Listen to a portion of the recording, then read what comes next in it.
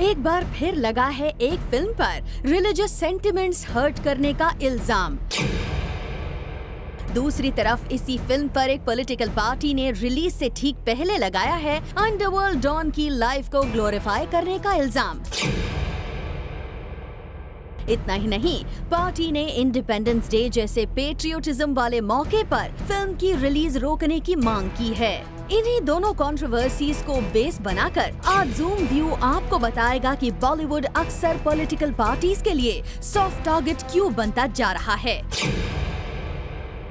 कभी religious sentiments के नाम पर तो कभी पॉलिटिकल इश्यूज में फंसकर फिल्म्स पर कंट्रोवर्सीज खड़ी करना पॉलिटिकल पार्टीज के लिए कितना सही है। चलिए अब आपको डिटेल में बता दिया जाए कि आखिर किस कंट्रोवर्सी की वजह से एक बार फिर खड़ा होता दिख रहा है बॉलीवुड को सॉफ्ट टारगेट बनाए जाने का मुद्दा। दरअसल हुआ यूं कि अक्षय कुमार और Imran Khan starrer once upon a time in Mumbai Dobaara की रिलीज से ठीक एक दिन पहले एक पॉलिटिकल पार्टी की नींद खुली है। उस पॉलिटिकल पार्टी को ये गंवारा नहीं कि इंडिपेंडेंस डे के मौके पर अंडरवर्ल्ड सेंट्रिक फिल्म रिलीज हो। 15 अगस्त के दिन कोई ऐसी फिल्म रिलीज की जाए जो एक डॉन की लाइफ को ग्लोरीफाई करती हो। पिक्चर को विरोध नहीं है, हम पिक्चर को विरोध नहीं कर रहे। वो जो दिन है वो दिन हमारे लिए बहुत महत्वपूर्ण दिन है। वो दिन हमारा स्वतंत्रता दिन है और उस दिन पे एक ऐसे कैरेक्टर का पिक्चर प्रदर्शित होना जो कि इस देश के बमकांड में जुड़ा हुआ है, इस देश में अनेक गतिविधियों से उसका रिश्ता जुड़ा हुआ है, जो देश के लिए हानिकारक है, उसका उस दिन रिलीज होना ये कुछ दिन के मामले का हिसाब करते हुए अच्छा नहीं लगता है और इसलिए उन्होंने कहा कि उस दिन रिलीज मत करो। वहीं जब जूम ने फिल्म की प्रोड्यूसर से बात करने की कोशिश की तो हमें बालाजी से कुछ ऐसा जवाब मिला। वैसे ये इकलौता मुद्दा नहीं है जिस पर फिल्म मेकर्स को सफाई देनी पड़ रही है। फिल्म के एक सॉन्ग पर भी रिलीजियस सेंटिमेंट्स हर्ट करने का इल्जाम लग रहा है।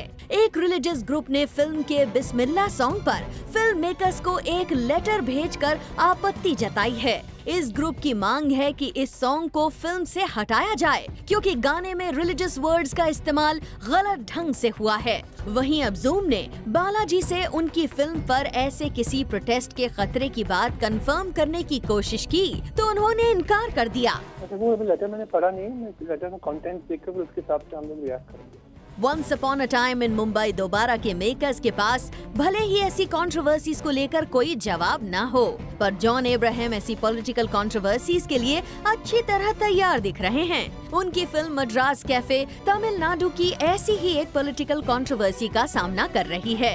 फिल्म पर LTTE को गलत ढंग से पोर्ट्रे करने का इल्जाम लगाया गया है और नौबत ये आ गई है कि अगर ज्यादा पॉलिटिकल प्रेशर पड़ा तो उनकी फिल्म पर स्टेट में बैन का खतरा बढ़ गया है। Political parties have political agendas, very honestly. I mean, you look at half the corporators, they are daft people. They're just stupid. Yeah. You know, so we have no respect for them. Right. Our youngsters also have no respect for them. I have zero respect. Exactly. So I think there's some sensible people, but unfortunately because of the idiots around, the sensible people get shrouded. But I think freedom of speech is something that's a no-brainer in our democracy. And we need to exercise our rights at any point of time. And we have done that as a team through Madras Cafe. John की तरह zoom की भी यही राय है कि film देखे बिना political parties को कोई भी बखेड़ा नहीं खड़ा करना चाहिए। अपनी बात कहने का हक सभी को है। इसीलिए आज जूम व्यू में हम इस नतीजे पर पहुँचे हैं कि फिल्म रिलीज होने पर फिल्म देखने के बाद अगर किसी पार्टी को उस पर एतराज है तो ये बात फिर भी समझ में आती है, लेकिन फिल्म देखे बिना किसी पॉलिटिकल पार्टी का फिल्म की रिलीज रोकना सही नहीं है। Bureau report, zoom, Mumbai.